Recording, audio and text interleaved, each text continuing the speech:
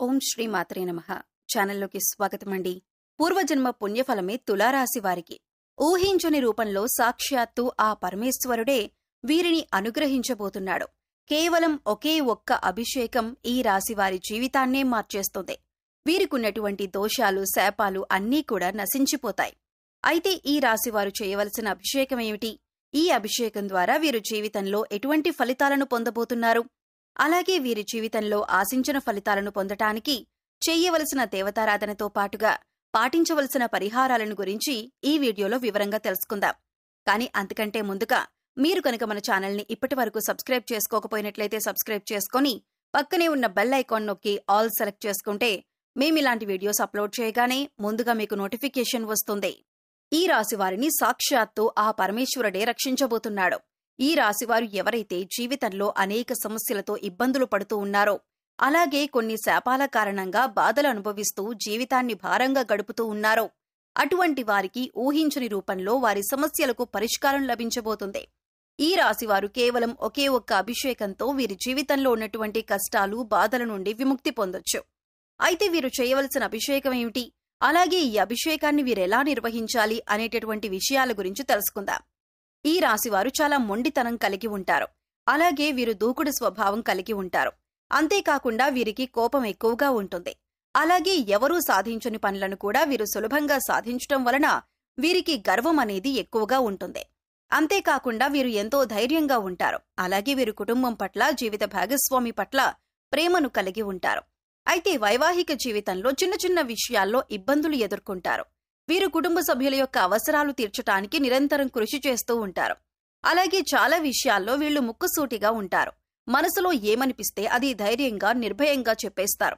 అలాగే వీరికి నాయకత్వం వహించటం అంటే చాలా ఇష్టం. రాజకీయం, సాంకేతిక విద్య వంటి వాటిపై ఆసక్తిని చూపుతారు. ముఖ్యంగా ఈ రాశివారు వీరి యొక్క స్వభావం వలన కొన్ని సందర్భాల్లో సమస్యలను కొని తెచ్చుకుంటారు. అలాగే ఈ రాశివారికి ఉన్నటువంటి దోషాల కారణంగా కూడా వీరు అనేక ఇబ్బందులను ఎదుర్కొంటారు. ముఖ్యంగా వీరికి పూర్వజన్మ దోషాలు, పితృదోషాలు వంటివి ఉంటాయి. వీటితో పాటుగా ఈ రాశివారు దీర్ఘకాలిక అనారోగ్య సమస్యల వల్ల ఎక్కువగా ఇబ్బంది పడతారు. అయితే ఈ రాశిలో ఎవరైతే ఇటువంటి ఇబ్బందులు పడుతూ ఉన్నారో వారందరికీ ఆ పరమేశ్వరుని అనుగ్రహం లభించబోతుంది. కేవలం ఒకే ఒక్క అభిషేకం ద్వారా మీకున్నటువంటి బాధలు, కష్టాలు, శాపాలు, దోషాల నుండి విముక్తి పొందవచ్చు. అభిషేక ప్రియుడు అయినటువంటి ఆ పరమేశ్వరుడు 12 జ్యోతిర్లింగ రూపాల్లో ఈ భూమండలంపై వెలిశాడు. ఈ విధంగా వెలిసినటువంటి 12 జ్యోతిర్లింగాలకు అనేక విధాలుగా అభిషేకాలు నిర్వహిస్తూ ఉంటారు. ఒక్కొక్క అభిషేకానికి ఒక్కొక్క ప్రాధాన్యత ఉంది. అయితే లింగరూపధారి అయినటువంటి ఆ పరమేశ్వరునికి ఏ విధంగా అభిషేకం చేయాలి, అలాగే అభిషేకం చేయటం ద్వారా ఎటువంటి ఫలితాలను పొందుతామో తెలుసుకుందాం.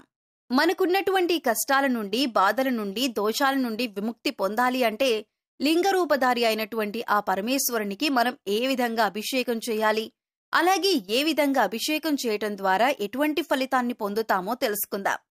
కంచిలో వెలిసినటువంటి ఏకాంబరేశ్వర శివలింగానికి ధారాభిషేకం చేస్తారు. ఈ విధంగా చేయటం వలన సకల పాపాలు నశిస్తాయి. అలాగే తేజోలింగధారి అయిన ఆ శివునికి రుద్రాభిషేకం అంటే చాలా ఇష్టం. ఈ రుద్రాభిషేకం చేయటం ద్వారా సర్వసంపదలు చేకూరుతాయి. అలాగే చిదంబరంలోని చిదంబరేశ్వరుడికి శతరుద్రాభిషేకం చేస్తారు. ఈ శతరుద్రాభిషేకం వలన కుటుంబాభివృద్ధి జరుగుతుంది. అలాగే శ్రీకాళహస్తిలోని కాళహస్తీశ్వరుడికి ఏకాదశ రుద్రాభిషేకం చేస్తారు. ఒరిస్సాలోని కోనార్క్లోని సూర్యరూపధారి అయిన శివునికి లఘు రుద్రాభిషేకం చేస్తారు. దీని వలన పునర్జన్మ ఉండదని శాస్త్రం చెబుతుంది. అలాగే చంద్రనాథలింగంకి మహారుద్రాభిషేకం చేస్తారు. దీనివల్ల జ్ఞానాభివృద్ధి జరుగుతుంది. అలాగే ఖాట్మాండు వద్ద త్రినాథ క్షేత్రంలో అతి రుద్రాభిషేకం చేస్తారు. ఈ అభిషేకం వలన అఖండ పుణ్యముక్తి చేకూరుతుంది. అలాగే శివలింగానికి ఆవు పాలతో అభిషేకం చేయటం ద్వారా సంతాన ప్రాప్తి కలుగుతుంది. అంతేకాకుండా బిల్వపత్రం ఉంచిన నీటితో అభిషేకం చేయటం ద్వారా ఆయువు, ఆరోగ్యం అభివృద్ధి చెందుతుంది. అలాగే స్వచ్ఛమైన నీటితో అభిషేకం చేయటం వలన సకాల వర్షాలు కురుస్తాయి. కొబ్బరి నీరు, తేనె, పండ్ల రసం, చెరుకు రసం, నెయ్యి లాంటి వాటితో అభిషేకం చేస్తే సకల పాపాలు నశించి ఆరోగ్యం, ఐశ్వర్యం, వంశాభివృద్ధి జరుగుతుంది. అంతేకాకుండా శివపూజ మహత్యంలో చాలా విశేషమైనటువంటి ఒక అభిషేకాన్ని గురించి వివరించారు. అదే సహస్ర ఘటాభిషేకం. ఈ సహస్ర ఘటాభిషేకంలో 1296 కలశాలతో అద్భుతంగా శివునికి అభిషేకాన్ని నిర్వహిస్తారు. ముందుగా ఈ అభిషేకానికి 1296 కలశాలను సిద్ధం చేసుకుంటారు. తరువాత వాటిని శుద్ధి చేసి వాటికి విభూదిని రాసి బొట్లు పెట్టి తరువాత అష్టగంధ సుగంధ ద్రవ్యాలు అలాగే పంచామృతాలు అన్నింటినీ కలిపి అభిషేక జలాలను సిద్ధం చేసుకుంటారు. ముందుగా సిద్ధం చేసుకున్న ఘటాలన్నింటికీ ధూపాన్ని వేస్తారు.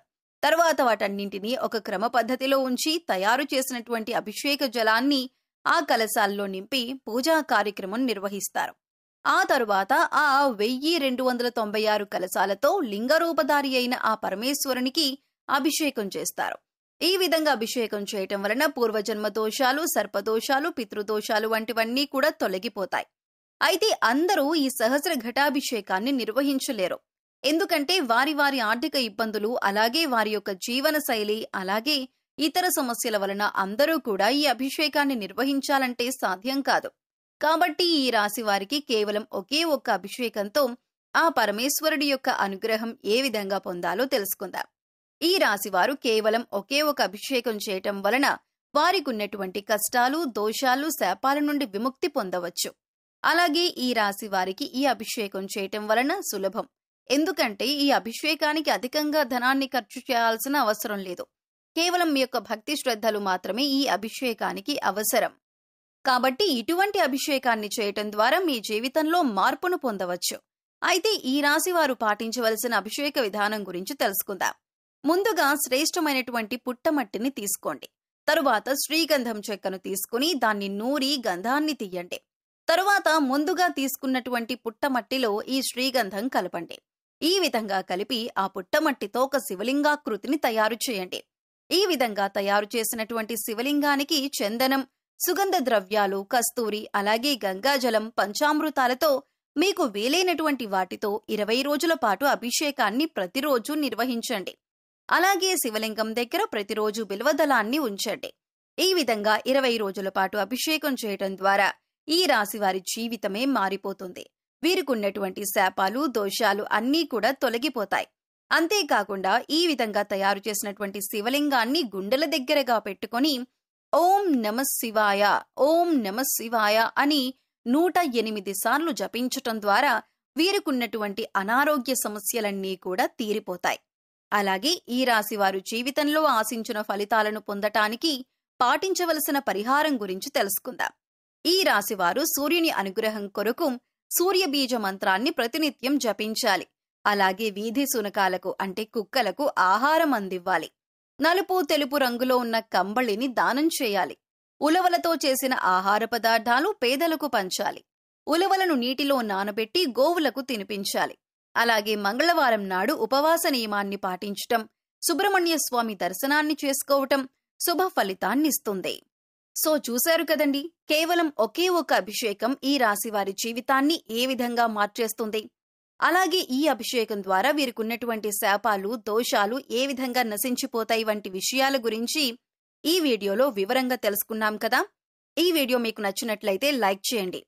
మీ ఫ్రెండ్స్ అండ్ ఫ్యామిలీ మెంబర్స్ లో తులారాశి వారు ఉంటే వారితో ఈ వీడియోని షేర్ చేసుకోండి.